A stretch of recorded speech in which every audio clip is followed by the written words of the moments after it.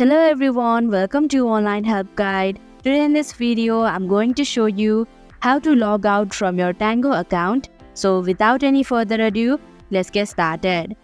First of all, open Tango application. Now click on your profile in the top left corner. Scroll down your screen.